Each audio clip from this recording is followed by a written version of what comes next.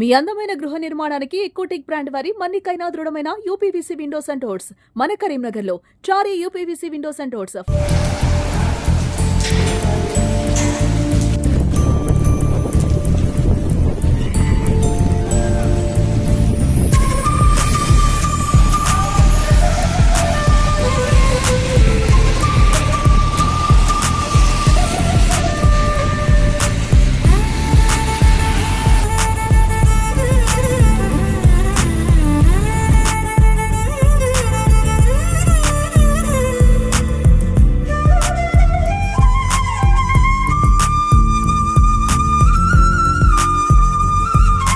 Welcome to Suman TV Karimnagar.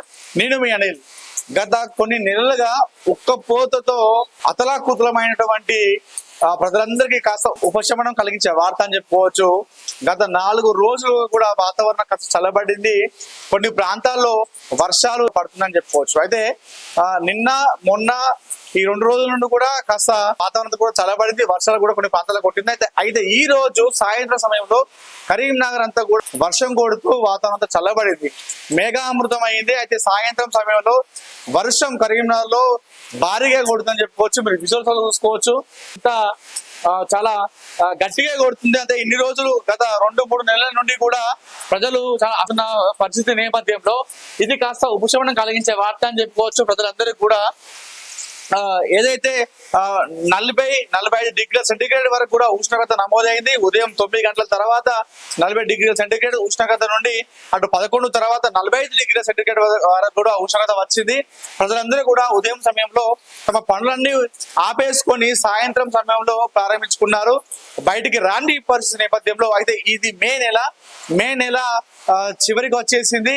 Ending దశకు వచ్చేసరికి అయితే కాస్త ఈ మేఘామృతం అయింది, కాస్త చల్లబడిందని చెప్పుకోవచ్చు. అయితే ఈ వర్షం అనేది ఇలానే కంటిన్యూషన్ అవుతుందా లేదనేది మాత్రం వాతావరణ శాఖ క్లారిటీ అయితే ఇవ్వలేని పరిస్థితి ఉంది. అయితే గత 4 రోజుల నుండి కూడా కరీంనగర్ అంతా కూడా వాతావరణం చల్లబడింది. కొన్ని ప్రాంతాల్లో వర్షాలు అయితే కంటిన్యూగా కురుస్తున్నాయి, మరికొన్ని ప్రాంతాల్లో అప్పుడప్పుడు కురిసి వెళ్ళిపోతున్నాయి. ఈ రోజు ఉదయం 2 గంటల ప్రాంతంలో కొన్ని ప్రాంతంలో కరీంనగర్ జిల్లాలో వర్షం భారీగా కొట్టిందని చెప్పుకోవచ్చు. తర్వాత వాతావరణం అంతా కూడా చల్లగా అయిపోయింది, ఎండ అనేది ఏం తగలేదు. అయితే ఇప్పుడు సాయంత్రం సమయంలో భారీ ఎత్తున గాలి దుమారం లేచింది. ఆ గాలి దుమారం తర్వాత భారీ వర్షం కురుస్తున్న నేపథ్యంలో చాలా మంది ప్రజలు కాస్త ఉపశమనం కలిగించే వార్త అని చెప్పుకుంటున్నారు.